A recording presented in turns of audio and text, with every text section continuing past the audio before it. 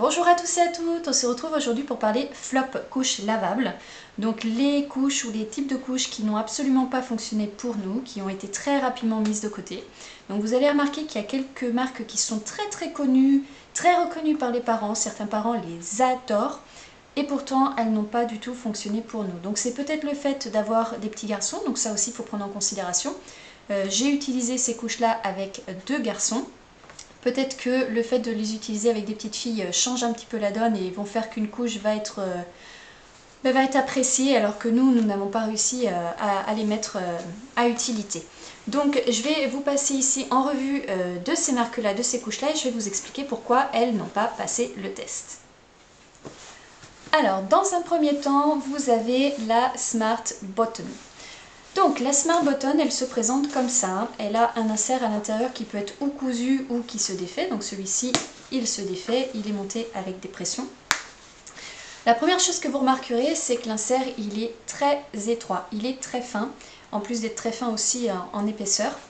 Ça ne colle pas du tout avec mes petits garçons, ils sont trempés très rapidement, ça ne retient absolument pas l'urine, encore moins les selles. Et vous avez aussi cette petite partie sur l'avant qui est très lâche, très loose et du coup ça pose problème également au niveau de la rétention d'urine, mais aussi pour les habiller c'est très désagréable, ils ont toujours quelque chose qui dépasse sur le devant. Donc cette marque là n'a pas passé le test et nous avons dû la mettre de côté.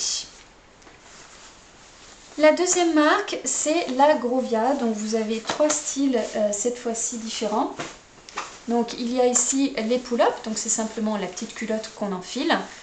Très désagréable à utiliser parce qu'elle est beaucoup trop serrée au niveau du corps de bébé. Très difficile à installer, à insérer, à enfiler. Donc effectivement, on n'a jamais réussi à les utiliser. Pourtant mes petits garçons c'est pas des gros gabarits. Hein, et ils n'entraient pas là-dedans. Donc c'est pas le genre de pull-up de culotte d'apprentissage que je conseille. Ensuite, vous avez la Grovia hybride. Donc, elle se présente comme ça à l'intérieur. Vous avez l'insert qui est pressionné en haut et en bas, un petit filet ici. Et puis, l'insert se présente un petit peu comme les bombes Genius, organiques, comme ça. Et c'est un peu la même chose. On a eu beaucoup de fuites. Donc, ça s'installait certes bien sur bébé, mais à l'heure... 1 heure après de l'avoir positionné, il était déjà trempé. Donc on n'a pas réussi à avoir de fiabilité avec celle-ci. Vous avez la grande sœur qui est la One.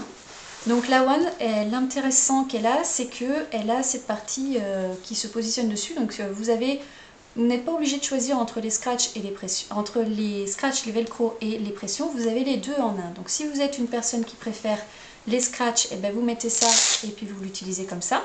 Ou si vous préférez les pressions, vous retirez cette partie blanche et vous avez directement les pressions. Donc, je vous avais fait une petite vidéo spécialement sur ces couches-là. Et à l'intérieur, tout est en polaire, donc ça a l'air très agréable, par contre hyper chaud, à éviter l'été. Vous avez un premier insert comme ça qui est très large et puis un plus petit qui se positionne dessous.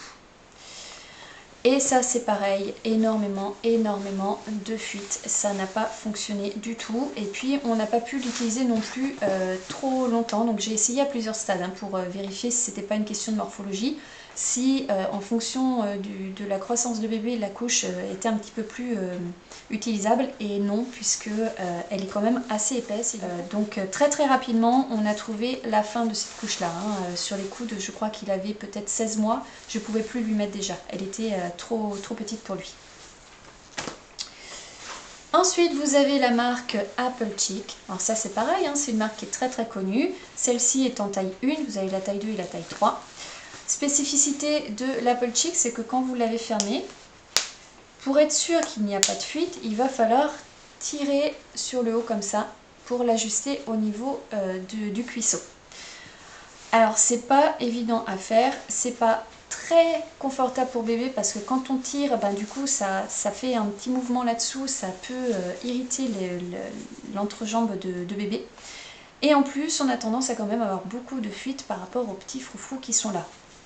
Donc pour vous montrer comment elle est faite à l'intérieur, vous avez au milieu une ouverture dans laquelle vous avez l'insert d'origine, donc c'est un pré-plié. comme ceci. Donc, vous pouvez ou utiliser le pré-plié ou utiliser un autre insert. Mais voilà, beaucoup de fuites avec cette couche-là, moins qu'avec d'autres, mais j'ai quand même eu beaucoup de difficultés, donc on a préféré les mettre de côté. La marque Lighthouse Kids, le problème qu'on a rencontré, c'est que elle a très peu de rétention, vraiment. On a eu un gros souci là-dessus. L'insert est trop fin, donc il a fallu à chaque fois qu'on lui rajoute beaucoup de couches.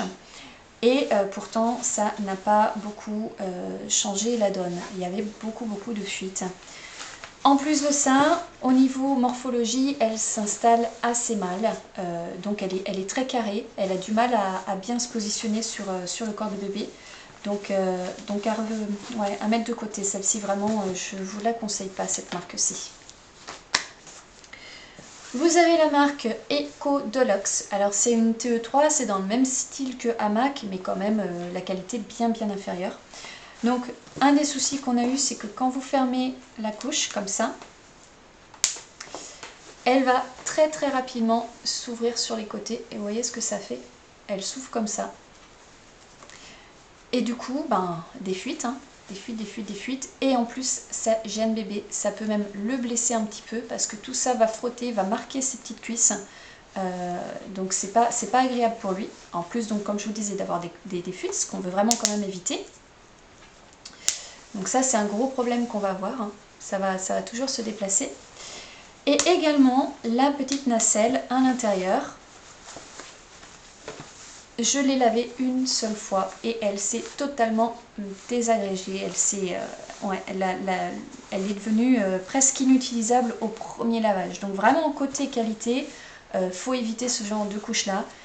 Si vous les comparez avec des hamacs, parce que c'est le genre de couche que vous voulez, allez directement chez les hamacs parce que là vous perdez votre argent. Vraiment, c'est pas un produit de bonne qualité.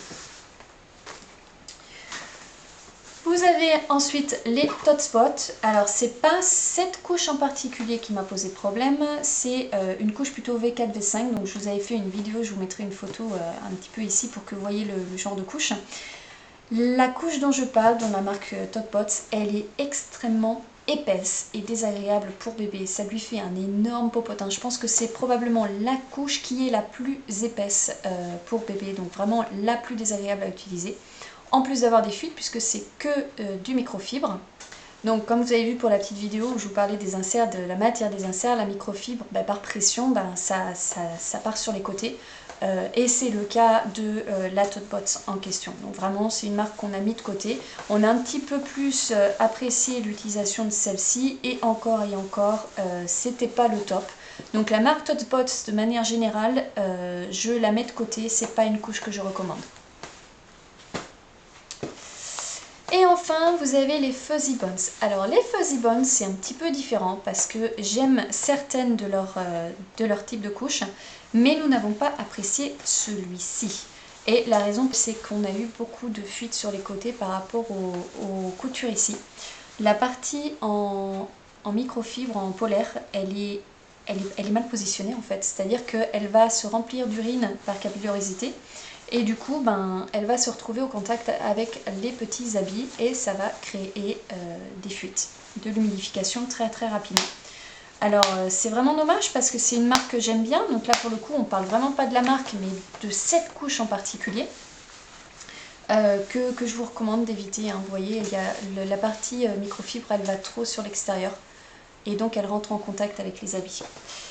Mais en dehors de ça, Fuzzy Buns c'est une bonne marque. Donc j'ai un petit peu du mal à la mettre dans cette vidéo-là, mais c'est vraiment pour parler de ce type en particulier. C'est-à-dire que c'est aussi une manière de voir que une marque peut être intéressante, mais un modèle de la marque peut l'être moins. Donc voilà, j'ai fait le tour des flops que nous avons rencontrés ici avec Marco et Léo. Si vous avez des questions surtout, n'hésitez pas à me les poser, j'y répondrai avec grand plaisir. N'hésitez pas à rajouter aussi à la liste des flops que vous avez, peut-être des couches que je n'ai pas testées ou des couches que moi j'ai pu apprécier et que vous n'avez pas appréciées. Ou si vous avez vraiment apprécié une de ces couches-là, alors que moi je vous conseille, ou j'ai tendance à conseiller de ne pas les choisir. Surtout n'hésitez pas, mettez ça en barre de commentaires. Si vous avez apprécié cette vidéo, n'hésitez pas à mettre un petit pouce bleu vers le haut et on se retrouve bientôt. Ciao ciao!